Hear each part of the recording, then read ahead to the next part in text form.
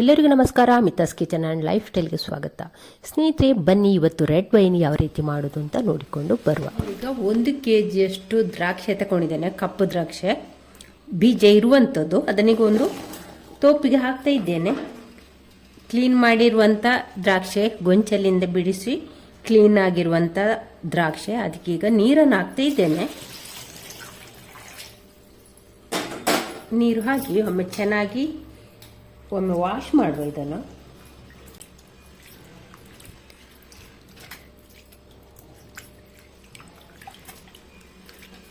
ನೋಡಿ, ವಾಶ್ ಆದ ನಂತರ ಇದರ ನೀರನ್ನೆಲ್ಲೊಮ್ಮೆ ತೆಗೆಯುವ. ಫಸ್ಟಿಗೆ ದ್ರಾಕ್ಷಿಯನ್ನು 2 ನೀರಲ್ಲಿ ತೊಳೆದಿದ್ದೇನೆ. ತೊಳೆದ ನಂತರ ಉಗುರು ಬೆಚ್ಚಗಿನ ನೀರಲ್ಲಿ ದ್ರಾಕ್ಷಿಯನ್ನು ಹಾಕಿದ್ದೇನೆ. ಅದಕ್ಕೀಗ ಕಲ್ಲುಪ್ಪನ್ನು ಹಾಕಿಕೊಳ್ತಾ ಇದ್ದೇನೆ. ಕಲ್ಲುಪ್ಪು ಹಾಕಿ ಒಮ್ಮೆ ಚೆನ್ನಾಗಿ ಮಿಕ್ಸ್ ಮಾಡುವ. ಕಲ್ಲುಪ್ಪೇ ಆಗಬೇಕು ಅಂತೇನಿಲ್ಲ, ಪುಡಿ ಉಪ್ಪು ಕೂಡ ಹಾಕಿಕೊಳ್ಬೋದು. ಹಾಕಿ ಒಮ್ಮೆ ಚೆನ್ನಾಗಿ ಮಿಕ್ಸ್ ಮಾಡಿ ಒಂದು 10 ನಿಮಿಷ ನಾವು ಈಗ ಉಪ್ಪು ನೀರಲ್ಲಿ ದ್ರಾಕ್ಷಿಯನ್ನು ನೆನೆಯಲಿಕ್ಕೆ ಬಿಡುವ. ಇವಾಗ ಉಪ್ಪು ನೀರಲ್ಲಿ ದ್ರಾಕ್ಷಿ ನೆನೆ ಹಾಕಿ ಒಂದು 15 ನಿಮಿಷವೇ ಆಯಿತು. ಚೆನ್ನಾಗಿ ಇದನ್ನೊಮ್ಮೆ ಹಗೂರವಾಗಿ, ದ್ರಾಕ್ಷೆ ಅಂದರೆ ಒಡಿಬಾರ್ದು, ಕಿವಿಚಿ ಹೋಗಬಾರ್ದು, ಹಾಗೆ ಹಗೂರವಾಗಿ ಒಂದು ನಿಮಿಷ ನಾವು ಹೀಗೆ ಚೆನ್ನಾಗಿ ಉಪ್ಪು ನೀರಲ್ಲಿ ಹೀಗೆ ಚೆನ್ನಾಗಿ ತೊಳೆಯುವ. ಯಾಕೆಂದರೆ ಈ ಕಪ್ಪು ದ್ರಾಕ್ಷೆ ಉಂಟಲ್ಲ, ತುಂಬ ಕೆಮಿಕಲ್ಸನ್ನು ಸ್ಪ್ರೇ ಮಾಡ್ತಾರೆ, ಮದ್ದು ಸ್ಪ್ರೇ ಮಾಡ್ತಾರೆ. ಹಾಗಾಗಿ ಚೆನ್ನಾಗಿ ಇದನ್ನು ವಾಶ್ ಮಾಡಿಕೊಳ್ಬೇಕು. ಇವಾಗ ಚೆನ್ನಾಗಿ ವಾಶ್ ಆದ ನಂತರ 1 ನಿಮಿಷ ಚೆನ್ನಾಗಿ ಎಲ್ಲ ದ್ರಾಕ್ಷೆ ಕೂಡ ಚೆನ್ನಾಗಿ ವಾಶ್ ಆಗಬೇಕು. ನೋಡಿ, ಹಾಗೆ ನೀರಲ್ಲೇ ಚೆನ್ನಾಗಿ ಹೀಗೆ ಮಾಡಿದ ನಂತರ 1 ನಿಮಿಷ ನಂತರ ನೀರನ್ನೆಲ್ಲ ಇದನ್ನು ಚೆಲ್ಲುವ. ಈಗ ನಾನು ಇದಕ್ಕೆ ಕುದಿಸಿ ಆರಿಸಿದಂಥ ನೀರನ್ನು ಹಾಕ್ತಿದ್ದೇನೆ.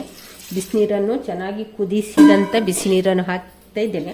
ಹಾಕಿ ಒಮ್ಮೆ ಚೆನ್ನಾಗಿ ತೊಳಿಬೇಕು. ಇವಾಗ ನಾನು ಇದನ್ನು 4 ನೀರಲ್ಲಿ ತೊಳೆದಿದ್ದೇನೆ. 4 ಸಲ ತೊಳೆಯುದು. ಒಂದು ಸ್ವಲ್ಪ ನೀರು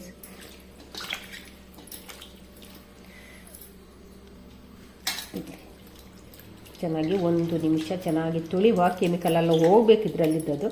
ಇದು ನೋಡಿ, ಬಿಸಿ ನೀರಲ್ಲಿ ತೊಳಿತಾ ಇದ್ದೇನೆ. ಬಿಸಿ ನೀರು, ತಣ್ಣಗಾದ ನೀರಲ್ಲಿ ಇದನ್ನು ನಾನು ತೊಳಿತಾ ಇದ್ದೇನೆ.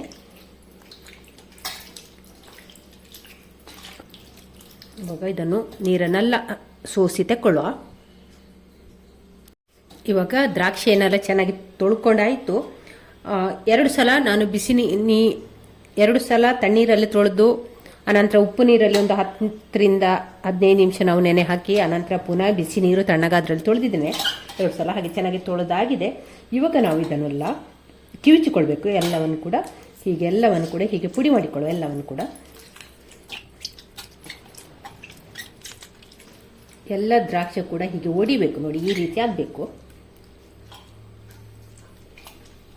ಈಗ ನೋಡಿ, ದ್ರಾಕ್ಷಿಯನ್ನೆಲ್ಲ ಚೆನ್ನಾಗಿ ಕಿವುಚಿಕೊಂಡಿದ್ದೇನೆ. ಪ್ರತಿಯೊಂದು ದ್ರಾಕ್ಷಿ ಕೂಡ ಒಡೆದು ನೋಡಿ, ಬೀಜ ಮತ್ತು ಇದರ ಸಿಪ್ಪೆ ಸಪ್ರೇಟ್ ಆಗಿದೆ. ಹೀಗೆ ಚೆನ್ನಾಗಿ ಕಿವುಚಿಕೊಳ್ಬೇಕು. ಇಲ್ಲಿ ನಾನು 1 kg ದ್ರಾಕ್ಷಿ ತಗೊಂಡಿದ್ದೇನೆ. ಅದಕ್ಕೆ ಈಗ ಒಂದು ಅರ್ಧ kg ಸಕ್ಕರೆಯನ್ನು ಸೇರಿಸಿಕೊಳ್ಳುವ. ಸಕ್ಕರೆಯನ್ನು ಹಾಕಿ ಒಮ್ಮೆ ಚೆನ್ನಾಗಿ ಮಿಕ್ಸ್ ಮಾಡುವ. ಒಮ್ಮೆ ಚೆನ್ನಾಗಿ ಪುನಃ ಒಮ್ಮೆ ಸಕ್ಕರೆ ಜೊತೆ ಇದನ್ನು ಹಿಚ್ಕಿಕೊಳ್ಳುವ. ನೋಡಿ, ಚೆನ್ನಾಗಿ ಸಕ್ಕರೆಯನ್ನು ಕೂಡ ಕಲಸಿಕೊಂಡಾಯಿತು. ಇವಾಗ ಇದಕ್ಕೆ ಕುದಿಸಿ ಆರಿಸಿದಂಥ ನೀರನ್ನು ಹಾಕಿಕೊಳ್ತಿದ್ದೇನೆ. 1 ಕಪ್ಪಿನಷ್ಟು.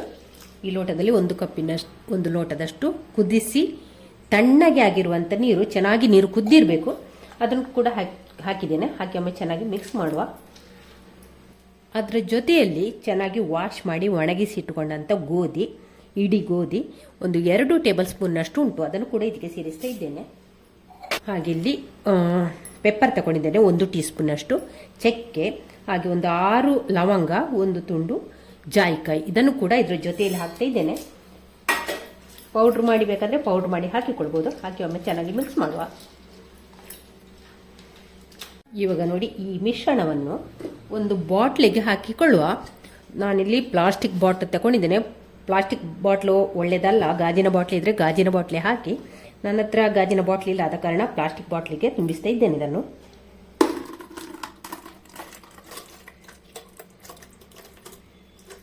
ನೋಡಿ, ಬಾಟ್ಲಿಗೆಲ್ಲ ಹಾಕಿ ಆಯಿತು. ಇವಾಗ ಇದಕ್ಕೊಂದು 1/4 ಟೀ ಸ್ಪೂನಷ್ಟು ಈಸ್ಟನ್ನು ಹಾಕ್ತಿದ್ದೇನೆ.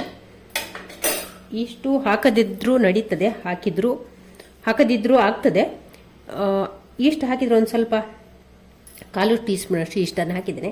ಈಸ್ಟನ್ನು ಹಾಕಿ ಹೀಗೆ ಮರದ ಸೌಟು ಉಂಟಲ್ಲ ಅದರಲ್ಲಿ ಒಮ್ಮೆ ಚೆನ್ನಾಗಿ ಮಿಕ್ಸ್ ಮಾಡುವ. ಆನಂತರ ಇದನ್ನು 21 ದಿವಸ ಹೀಗೆ ತಂಪಾದ ಜಾಗದಲ್ಲಿ ಇಡಬೇಕು. ಮುಚ್ಚಳ ಮುಚ್ಚಿ ಜಾಸ್ತಿ ತುಂಬ ಟೈಟ್ ಕೂಡ ಮಾಡಬಾರ್ದು. ಆನಂತರ 2 ದಿವಸಕ್ಕೊಮ್ಮೆ ಚೆನ್ನಾಗಿ ಈ ರೀತಿಯ ಮರದ ಸೌಟು ಹಾಕಿ ಚೆನ್ನಾಗಿ ಒಂದೇ ಡೈರೆಕ್ಷನ್ಗೆ ಹೀಗೆ ತಿರುಗಿಸಿಕೊಂಡು ಇಟ್ಟರೆ ಆಯಿತು. ಯಾವಾಗಲೂ 2 ದಿವಸಕ್ಕೊಮ್ಮೆ ಹೀಗೆ ತಿರುಗಿಸ್ತಾನೆ ಇರಬೇಕು. ಚೆನ್ನಾಗಿ ಅದು ಅಡಿಯಲ್ಲಿ ಕೂತಂಥ ಗೋಧಿ ಲವಂಗ ಎಲ್ಲ ಒಮ್ಮೆ ಚೆನ್ನಾಗಿ ಎಲ್ಲ ಅದರಲ್ಲಿರುವಂಥ ಸತ್ವ ಎಲ್ಲ ಈ ನೀರಿಗೆ ಬಿಡಬೇಕು. ಹಾಗೆ ನೋಡಿ ಹೀಗೆಲ್ಲ ಬಿಡಲಿ. ಚೆನ್ನಾಗಿ ಮಿಕ್ಸ್ ಆಯಿತು. ಇದನ್ನೀಗ ಮುಚ್ಚಳ ಹಾಕಿ ತುಂಬ ಟೈಟ್ ಮಾಡಿ ಇಡೋದು ಬೇಡ. ಹಾಗೆ ಬಾಟ್ಲಿಗೆ ಫುಲ್ಲು ಕೂಡ ಹಾಕಿ ಇಡಬಾರ್ದು. ಇಷ್ಟೇ ಮುಕ್ಕಾಲಂಶ ಇಷ್ಟೇ ಹಾಕಬೇಕು, ಮುಕ್ಕಾಲು ಭಾಗದಷ್ಟು ಹಾಕಬೇಕು. ಹಾಕಿದನೀಗ ಮುಚ್ಚಳ ಮುಚ್ಚಿ ತುಂಬ ಟೈಟ್ ಮಾಡಲಿಲ್ಲ, ಒಂದು ಸ್ವಲ್ಪ ಟೈಟ್ ಮಾಡಿ ಇದನ್ನು ಇನ್ನೊಂದು ತಂಪಾದ ಜಾಗದಲ್ಲಿ ಇಡುವ. ಅನಂತರ 2 ದಿವಸಕ್ಕೊಮ್ಮೆ ಚೆನ್ನಾಗಿ ಮರದ ಸೌಟ್ ಹಾಕಿ ಚೆನ್ನಾಗಿ ತಿರುಗಿಸ್ಕೊಳ್ಬೇಕು. ಹಾಗೆ 21ನೇ ದಿವಸದವರೆಗೆ ಇದನ್ನು ನಾವು ಹೀಗೆ ಇಡಬೇಕು. ಬಾಟ್ಲಿಗೆಲ್ಲ ತುಂಬಿಸಿಟ್ಟ ನಂತರ ಒಮ್ಮೆ ಚೆನ್ನಾಗಿ ಇದನ್ನು ಸೈಡೆಲ್ಲ ಚೆನ್ನಾಗಿ ಒರೆಸಿಕೊಳ್ಬೇಕು. ಹೊರಗೆ ಚೆಲ್ಲಿದ್ರೆ ಎಲ್ಲ ನಾನು ಚೆನ್ನಾಗಿ ಕ್ಲೀನಾಗಿ ಒರೆಸಿಕೊಳ್ಬೇಕು. ಚೆನ್ನಾಗಿ ಬಾಟ್ಲನ್ನು ಚೆನ್ನಾಗಿ ಒರೆಸಿ ಇವಾಗ ನಾವು ತಂಪಾದ ಜಾಗದಲ್ಲಿ ಇದನ್ನು 21 ದಿವಸ ಇಡುವ. ದ್ರಾಕ್ಷಿಯನ್ನು ಬಾಟ್ಲಲ್ಲಿ ಹಾಕಿಟ್ಟು ಒಂದು 21 ದಿವಸ ಆಯ್ತು. ಇವತ್ತಿಗೆ ನೋಡುವ ಯಾವ ರೀತಿ ಆಗಿದೆ ಅಂತ. ನೋಡಿ ಇವಾಗ ಇದನ್ನು ಮರದ ಸೌಟ ಹಾಕಿ ಒಮ್ಮೆ ಚೆನ್ನಾಗಿ ಮಿಕ್ಸ್ ಮಾಡುವ.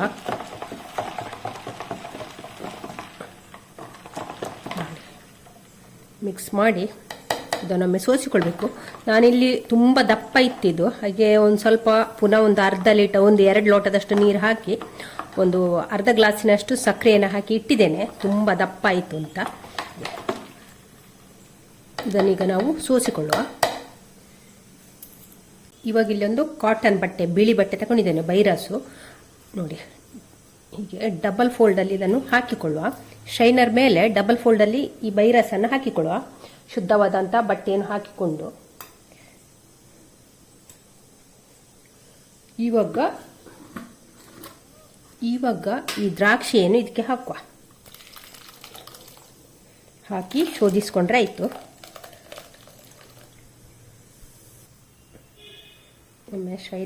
ಒಮ್ಮೆ ಸ್ಪೂನ್ ಹಾಕಿ ಒಮ್ಮೆ ತಿರುಗಿಸ್ಕೊಳ್ಬೇಕು. ಅಂದರೆ ಇದು ಇಳಿಯುವುದಿಲ್ಲ, ಡಬಲ್ ಬಟ್ಟೆ ಹಾಕಿದ್ದೇವಲ್ಲ ನಾವು, ಅಂದರೆ ಚೆನ್ನಾಗಿ ಸೋಸಿ ಹೋಗ್ಬೇಕು. ಅದಕ್ಕೆ ನಾನು ಡಬಲ್ ಫೋಲ್ಡಲ್ಲಿ ಬಟ್ಟೆಯನ್ನು ಹಾಕಿದ್ದೇನೆ, ಬೈರಾಸನ್ನು ಹಾಕಿ ಒಮ್ಮೆ ತಿರುಗಿಸ್ಕೊಳ್ಳ. ಹೀಗೆ ಸ್ವಲ್ಪ ಸ್ವಲ್ಪ ಖಾಲಿ ಆದ ಹಾಗೆ ಇದನ್ನು ಹಾಕಿಕೊಂಡು ಸೋಸಿಕೊಂಡ್ರೆ ಆಯಿತು. ಫಸ್ಟಿಗೆ ಹೀಗೆ ಸೋಸಿಕೊಳ್ಳುವ. ಇಲ್ಲಿ ಕೆಳಗೆ ನೋಡಿ ಸೋಸಿ, ಈ ಸ್ಟ್ರೈನರಿಗೆ ಈಗ ಸೋಸಿದ ಜ್ಯೂಸ್ ಅಂಟಿಕೊಂಡಿದೆ. ಹಾಗೆ ಈಗ ಸೋಸಿ ಹೋಗ್ಲಿಕ್ಕಿಲ್ಲ, ಒಂದು ಸ್ವಲ್ಪ ಇದರಿಂದ ನಾವು ತೆಗೆಯುವ.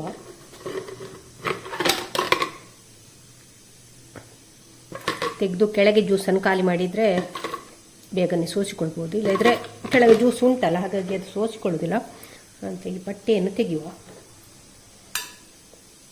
ನೋಡಿ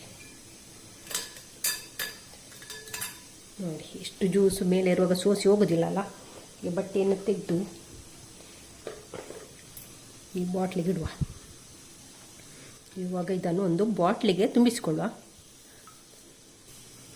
ಇಲ್ಲಿ ಒಂದು ಒಣಗಿದ ಲೋಟ ತಗೊಂಡಿದ್ದೇನೆ.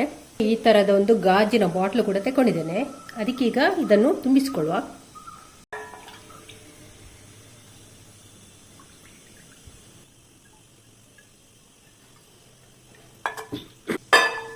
ನೋಡಿ ಇಷ್ಟು ತುಂಬಿಸಿ ಆಯಿತು. ಇಷ್ಟೇ ತುಂಬಿಸಿಕೊಳ್ಬೇಕು, ಫುಲ್ಲು ತುಂಬಿಸ್ಲಿಕ್ಕಿಲ್ಲ.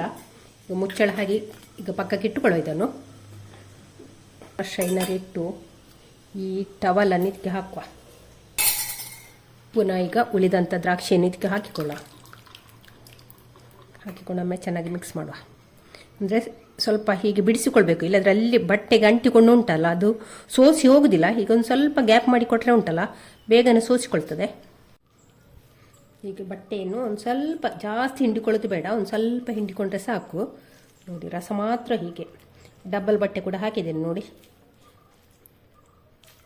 ಈ ಬಾಟ್ಲಿಗೆ ಇಲ್ಲಿ ಹೀಗೆ ತುಂಬಿಸಿ ಇಟ್ಕೊಂಡಿದ್ದೇನೆ. ಇಲ್ಲಿ ಇನ್ನೊಂದು ಸ್ವಲ್ಪ ಉಳಿದಿದೆ. ಇದನ್ನು ಇನ್ನು ಗಾಜಿನ ಬಾಟ್ಲಲ್ಲಿ ತುಂಬಿಸಿಟ್ಕೊಳ್ಬೇಕು, ಪ್ಲಾಸ್ಟಿಕ್ ಬಾಟ್ಲಲ್ಲಿ ತುಂಬಿಸಿಡಬಾರ್ದು. ಹಾಗೆ ಇದನ್ನು ಫ್ರಿಜ್ಜಲ್ಲಿ ಇಡಬೇಕು ಅಂತ ಏನಿಲ್ಲ, ಹೊರಗೆ ಇಡ್ಬೋದು.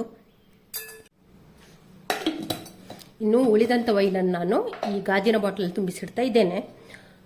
ಪ್ಲಾಸ್ಟಿಕ್ ಬಾಟ್ಲಲ್ಲಿ ಯಾವುದೇ ಕಾರಣಕ್ಕೂ ನೀವು ಪ್ಲಾಸ್ಟಿಕ್ ಬಾಟ್ಲಲ್ಲಿ ವೈನನ್ನು ತುಂಬಿಸಿಡೋದು ಬೇಡ. ಯಾವುದೇ ನೋಡಿ ಎಷ್ಟು ತಿಳಿಯಾಗಿ ಸೋಸಿ ಹೋಗಿದೆ ನೋಡಿ, ಪೂರ್ತಿ ತಿಳಿಯಾಗಿದೆ. ಸ್ನೇಹಿತರೆ, ರೆಡ್ ವೈನ್ ಮಾಡುವ ವಿಧಾನ ನಿಮಗೆ ಇಷ್ಟ ಆದರೆ ಪ್ಲೀಸ್ ಒಂದು ಲೈಕ್, ಶೇರ್, ಕಮೆಂಟ್ ಮಾಡಿ. ಥ್ಯಾಂಕ್ ಯು ಸ್ನೇಹಿತರೆ.